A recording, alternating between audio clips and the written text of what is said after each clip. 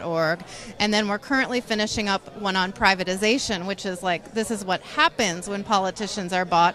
All of our public goods and services get privatized and basically become a monopoly, you know, because these people get 75-year contracts. Mm-hmm. So watch for Price of Privatization too, but if you haven't seen Pay to Play yet, check it out online. So on privatization real quick, maybe the most famous example is private prisons. When you get a ticket in Chicago on those meters, are you paying the government? Are you paying the company? Is the government become an agent of the company to collect money? How does that work? Yeah, well, I'd have to look. I haven't looked at the specifics with the parking meters of if the tickets then go to the private company. But anytime you're feeding the meter, it's going to the private company. And they can't even build parking lots to compete because there's no compete laws. And that's insane. They can't fix the roads of potholes sometimes because the private lane, you know, the fast lane is, you know, they want that to be smooth for the people who are paying more. It's insane. And of course they can keep on raising the rates of the meters. And that's what happened in Chicago. They just were raising the rates, so it's complete insanity. So when you see a private company, oh, we need to do this, they often say, oh, need to do this, and we have this much time before we have to sign the contract. It's like, why is there a time limit to sign this contract? And, you know, have you read these contracts? Oftentimes they're just signing it and giving away the rights for generations, 75 years. How many terms of service is that? You know, 20 politicians later? Or, you know, it's yeah, so that's where the money in politics, the pay to play, goes to make these private contracts. You know, the prisons, what we're seeing with the kids being taken to these concentration camps. Those are Geo Group and these private companies making money off of these children. Yep. All right. Money. That's the children being locked up is all money. Geo Group and the others. So it's, I mean, we have to stop this. All right, Holly, thank you so much for joining us on the Young Turks. I appreciate it. Everybody check out the movies. Thank you. All right.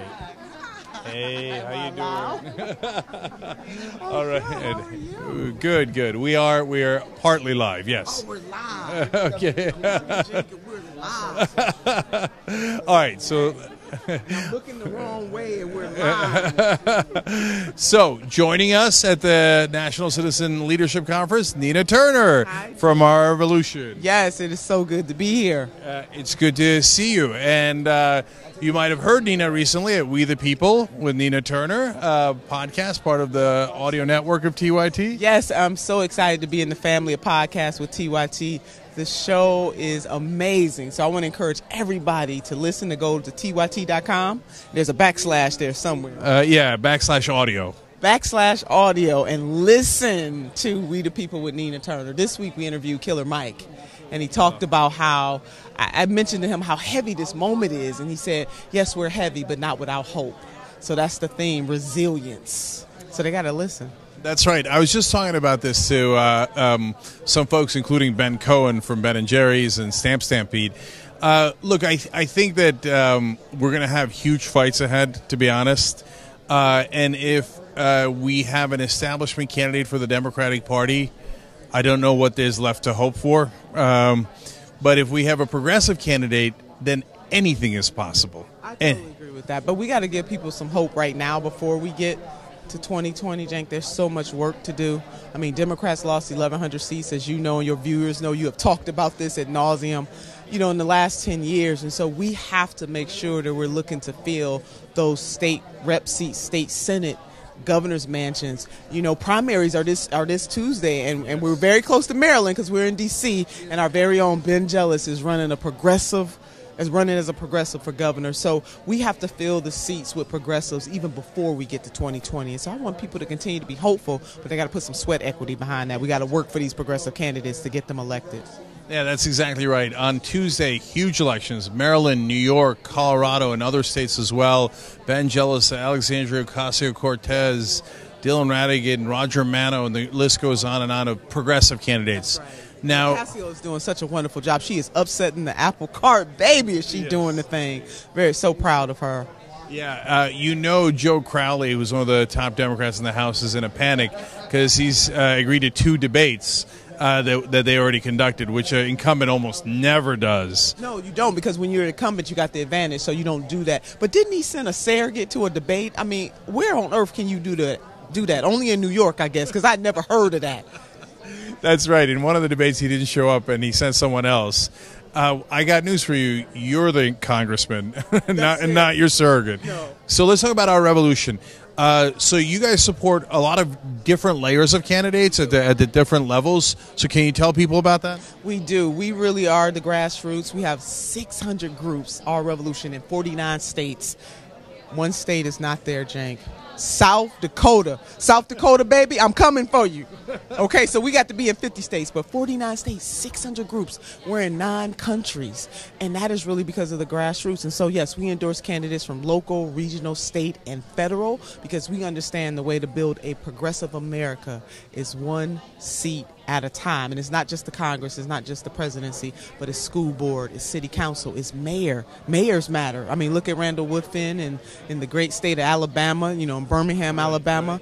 He's just one example of that. State legislatures matter. Christine Pellegrino, who won in a Republican district, won. Yeah. So I want people to understand that if we put the people power and we're ready to put the sweat equity, we can help miracles happen. Lee Carter in Virginia beat the majority whip, a Republican running as a socialist Democrat, just straight up socialist Democrat. And he won. Why? Because he ran on values and what he stands for. So we can do this. Yeah. So different groups have different purposes, like Wolfpack's just to get money out of politics. Just Democrats is mainly at the national congressional level, although they did endorse Ben Jealous because he's too good to pass up. Okay, that's right. But so how does Our Revolution decide who to endorse, given that it's local, state, federal, and it covers the wide gamut of those races? It does. Most overwhelming majority of our endorsements come from the grassroots. So people who want to run for office, no matter what level, they have to sit down and talk to the Our Revolution chapters. They get their endorsement, and then they nominate them up. So the overwhelming majority of our endorsements, unlike other groups, really do bubble up from the grassroots. So if they want Our Revolution's endorsement, they got to get engaged with the grassroots. And call me old-fashioned, but I just think if you're running for office, you need to talk to the people that you're running to serve. And that really is the model that Our Revolution uses. And Cenk, I left out Elizabeth Guzman in Vermont. not in Vermont, in Virginia, so I got to give her a shout-out, too.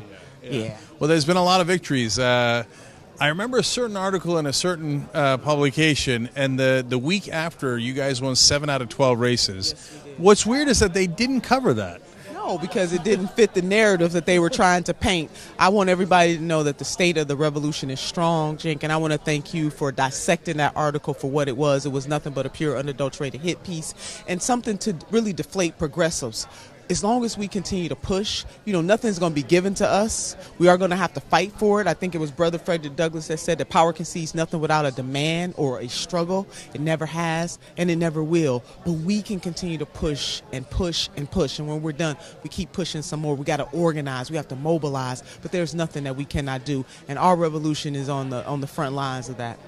Yeah, and I know you get sometimes the mainstream media criticize, you guys are doing it from the local groups. I fail to understand that criticism. Yeah, yes, we're trying to actually reach voters. That's right. That's kind of how it works. But before we let you go, I want to go back to We the People with Nina Turner one more time. So what are the different topics you're covering? Who are you talking to on the show so people get a sense of what the show's about? Resilience. We did strength, perseverance. Coming up is our very own Senator Bernie Sanders. We interview him and we talk about the state of play in the political environment and how people can continue to be engaged and involved. So really stay tuned. We have some very interesting, we have some others coming up. But We the People on tyt.com/audio. Please subscribe, and we want people to listen. This is really, though, about We the People. Thank you. And look, we call TYT the home of progressives. I think this is a pretty good start to begin with, right? Amen. And between us and our guests and our fellow co-hosts, at least we've got a bastion in the media that's looking out for progressives. And Our Revolution does an amazing job of coalescing the grassroots to push for real progressives. And so thank you for your involvement in all of that. Thank you, Cenk, and I want to thank everybody at TYT for everything that you do to make sure that our voices, the progressive voices, are heard consistently. Thank you. Thank you. All right. Roll me in, baby. Hey, how you doing, Ben? You know, I'm just rocking my balls off like usual. How about yourself? How's that for the beginning? Well, all right, tell me about... And I'm going to be stamping my balls off. What, can this guy see this?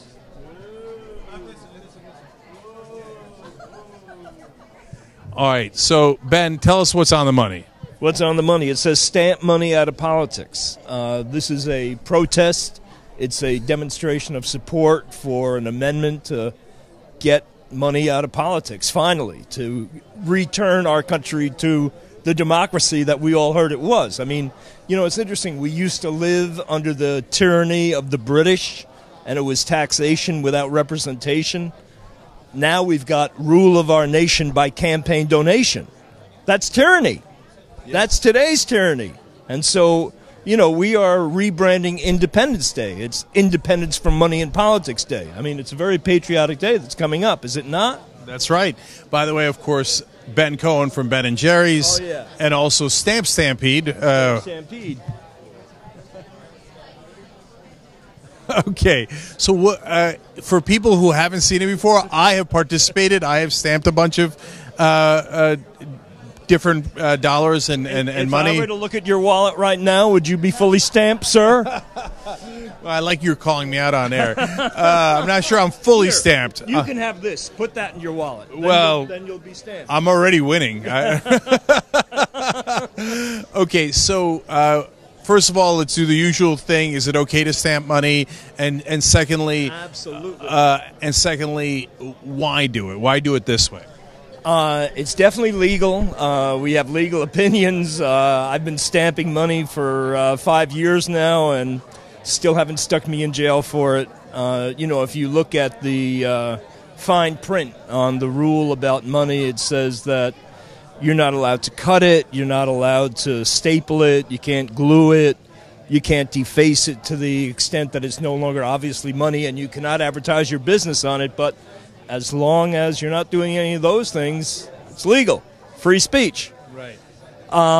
So this is an incredibly powerful form of making your voice heard, because every time you stamp a dollar bill and then you spend it, put it into circulation, 875 people see it as it gets passed from hand to hand over the next 2.5 years. So when the Supreme Court ruled that money is speech, it was preposterous.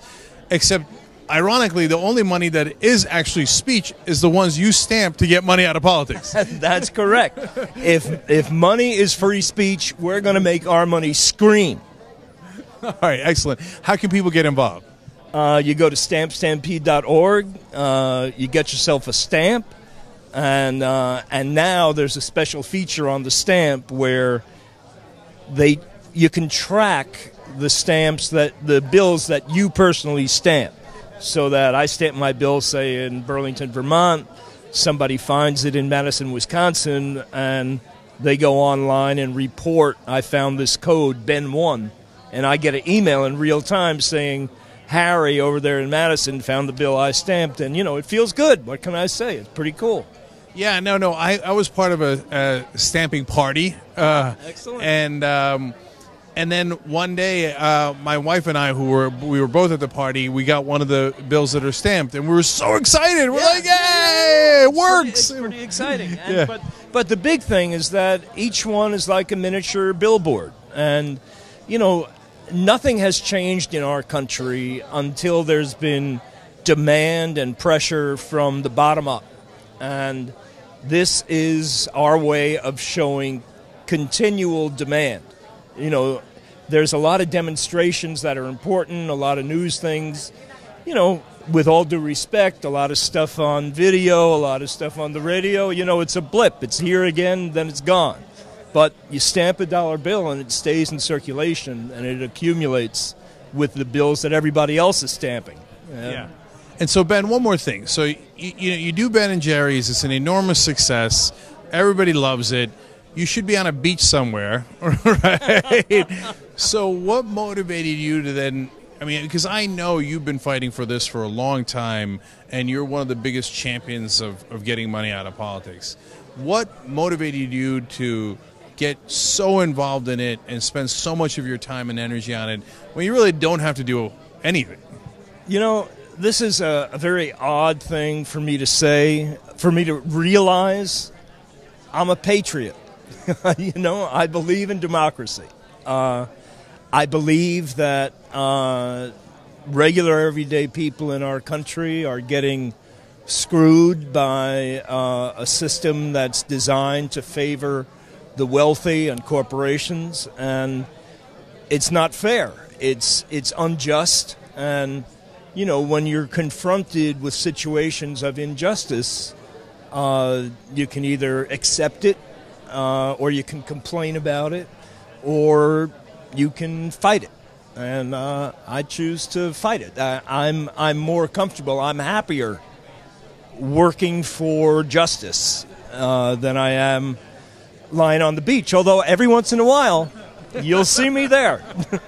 Fair enough. And as I say on this show from time to time, fulfillment's a hell of a drug, right? And you're right. There really are only three choices. So every one of you out there, you're making a choice. And that's okay. Everybody has their own life, and you're busy, and you got family, you got your own job.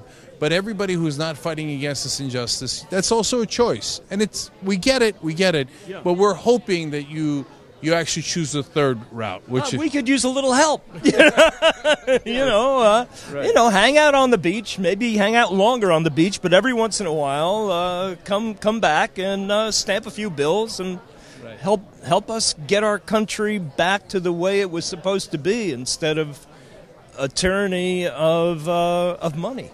That's right. Eat some ice cream, do some stamping, watch some videos, get involved in things like Wolfpack, Stamp Stampede, etc. Ben Cohen, American hero and patriot. Thank you. Pleasure. Nice being with you. Stamping and licking. Stamping and licking. All right. All right. Keep on rocking. Oh, here. No. My gift. Okay. All right. All right. Hey, how you doing? How you doing, Jasmine? Nice to see you. Good to see you. Okay, I guess I'm keeping this. Okay. You know what? I'll give it to Wolfpack. Okay. So, are we rolling, Eric? Are we still rolling? Okay. So, Jasmine, tell us what you're up to since we last spoke. So lately, by the way, my name is Jasmine Gomez. I work at Free Speech for People, and Free Speech for People is a nonprofit that formed on the eve of Citizens United to get big money out of politics and corporate personhood and promote political equality. And we do it through like a bucket of ways. And one way is the constitutional amendment, another way legal advocacy, and another way legislation and education. And so I specifically work on the constitutional amendment aspect of it. And within that, I really more narrowly work on how do I make the money in politics movement more intersectional, more inclusive of other organizations, other groups of people, other identities, and also how do the systems of oppression that interrelate with those other identities interrelate with money in politics? Because in corporate personhood, we see it all the time. And so with that, I've been working on a report, Puerto Rico, and it goes through the history, the colonial history of the United States and Puerto Rico, and analyzes the different laws and policies that historically have given more political power to wealthy individuals. So promoting corporate dominance and lessening the political power of people in Puerto Rico and on the islands.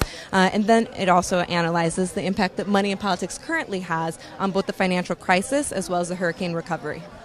So Jasmine and I were on a panel at a different conference to get money out of politics. We go conference to conference trying to get that money out. And I just interviewed John Boniface from Free Speech for People a couple of days ago on Rebel Headquarters, and we talked about the issue of Brody and the $1.6 million he theoretically paid in the deal with Michael Cohen, and if it was not really Brody, but it was a payment by Brody in favor of Donald Trump, that would be an enormous campaign finance law violation. So your organization is also pursuing that. We had that conversation. So in your case, let's talk a little bit more about Puerto Rico. So how does money dominate in the case of Puerto Rico? What are the consequences of that? Because I think a lot of people don't know what's happening there. Yeah, I mean, well, right now, we've got recent reports that release that potentially up to over 4,500 people are dead due to the hurricane and, in part, the negligence of the government, the lack of action. And that lack of action is one of the things that really I analyze within the report. So we see 280 schools in Puerto Rico, public schools, have been closed. People who have been for months waiting for FEMA to come in to give them roofs have only been giving plastic tarps, plastic roofs at best. And so now people who have, over 100,000 people have left the islands to go into the States just trying to find, what to do and where to live because things are not sustainable back there. Those folks are now also getting pushed out of the tiny motels that they're cramped in because FEMA waivers are running out. And so basically you have all these Puerto Rican people who are in limbo who cannot go back to the islands because the water is really not good. The water has been poisoned in Puerto Rico. We talk about the poisoned water in Flint, Michigan a lot, and it's important to talk about that, and it's still poisoned. And in Puerto Rico, that's been the case as well. The electricity, the private utilities companies that they have chosen to subcontract to come into Puerto Rico to address and fix the power grids have no previous understanding or knowledge on how to address power grids of this size and actually facilitated a blackout that happened in all of Puerto Rico.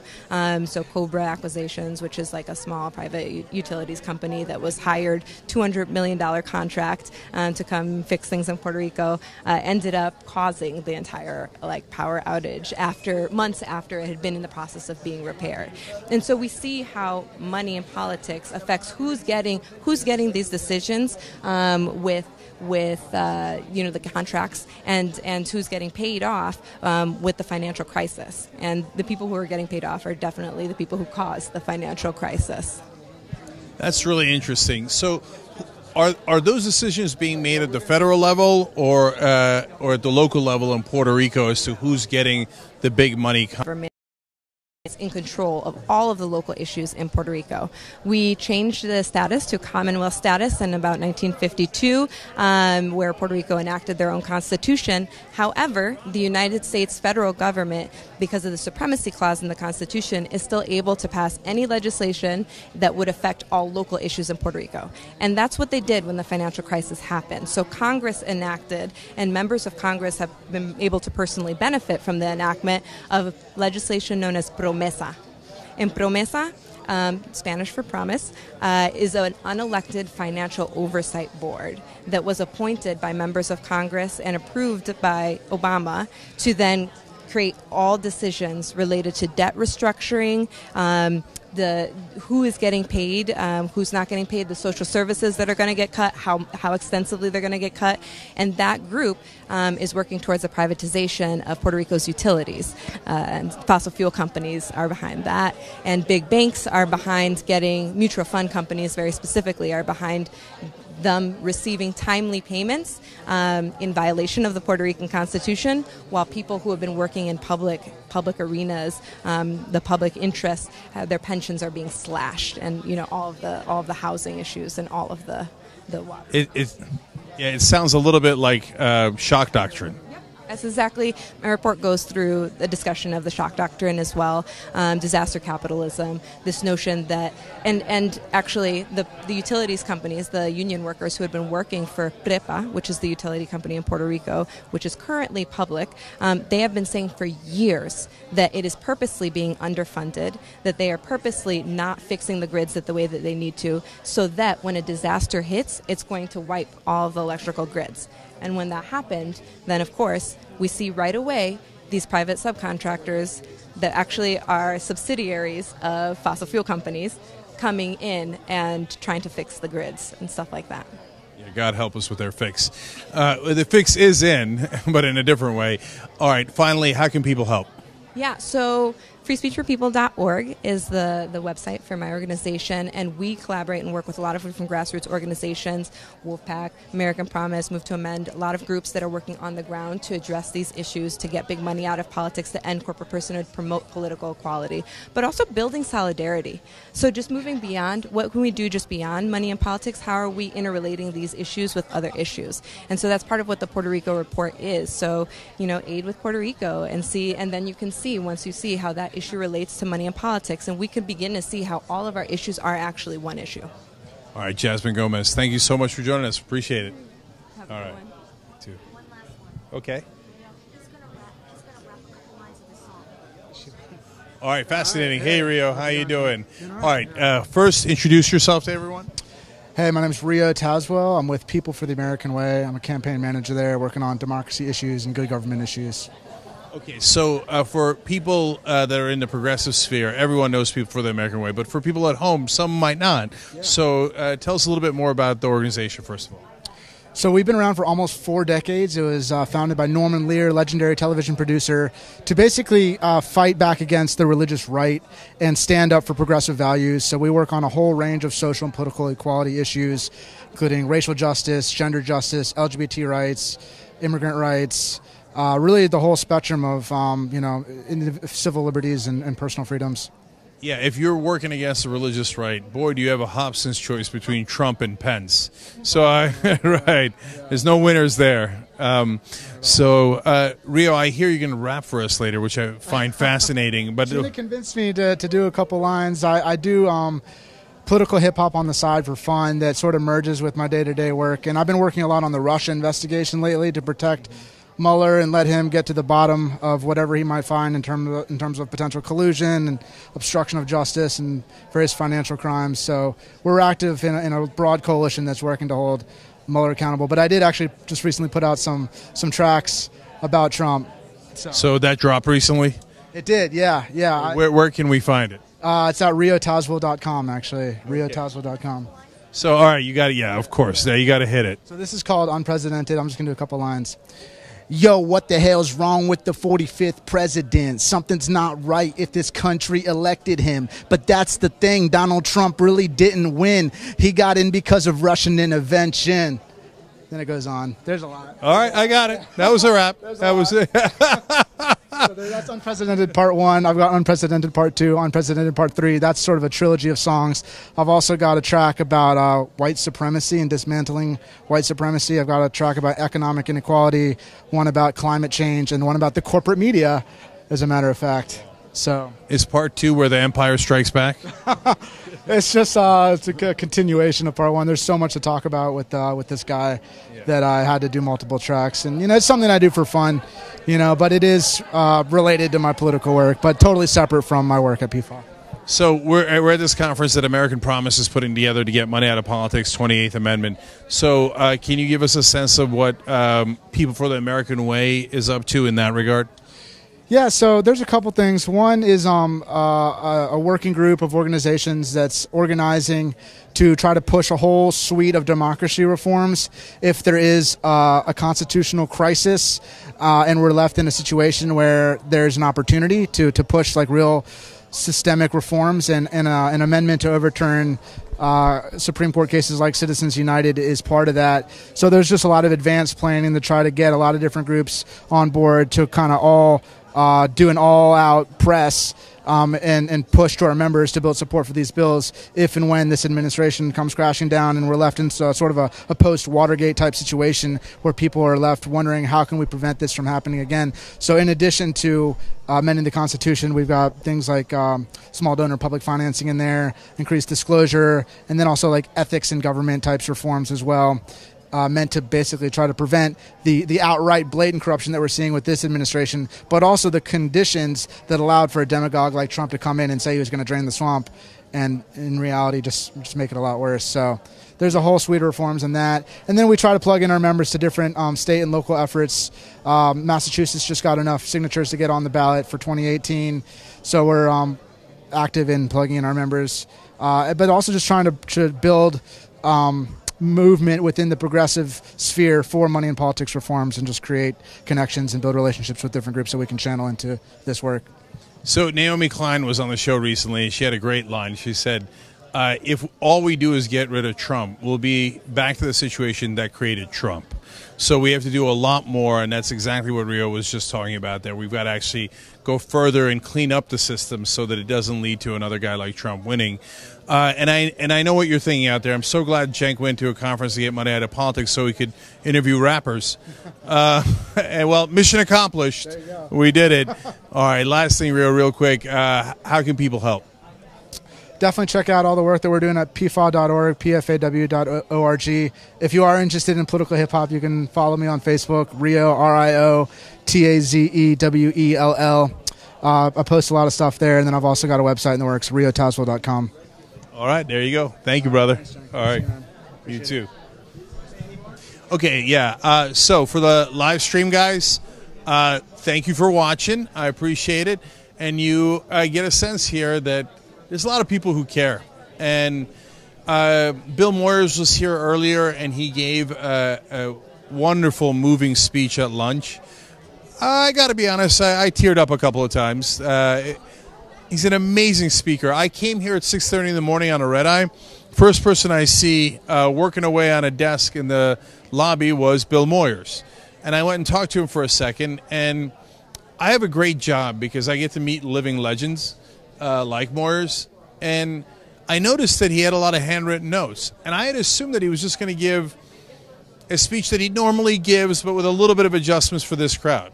No, he wrote a whole new speech this morning and on his way here.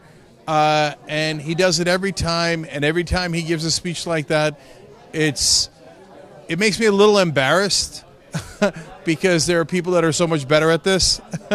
And I kept thinking, how is he doing that without a teleprompter and from handwritten notes and have it be so moving and so appropriate for this? And he says so many great things, but I want to leave you with one thought that really moved me. In the middle, he said to the audience of hundreds of people here, and it's not just the Ben Cohens and the Nina Turners, it's regular everyday folks from Wyoming and Massachusetts and all over the country who got up and decided to fight, and who decided that they, like Ben Cohen was saying earlier, that they don't want to do nothing in the face of injustice. They want to be part of the solution, and they believe in our democracy, and they believe in our country. And so he turned to that audience, and Moyers said, I came to thank you for not giving up. We're in dark times. We're in tough times. It was already tough before we even got to this administration. And there were ample opportunities to give up and go home. And I just want to thank you for staying in the fight. I think that was powerful. It was moving. And every time I come to one of these events, and every time I talk to not just the organizers, but the people that are on the ground doing the hard work of volunteering and being staff for these organizations, I know that this is the Rebel Alliance, and that means we're underdogs. But if you've ever seen any movie, that also means we win at the end. And there's a reason why the movies are like that, because at the end of the day, humans want the good guys to win, not the bad guys. Nobody ever roots for the empire or the establishment. They're rooting for us. Let's make them proud.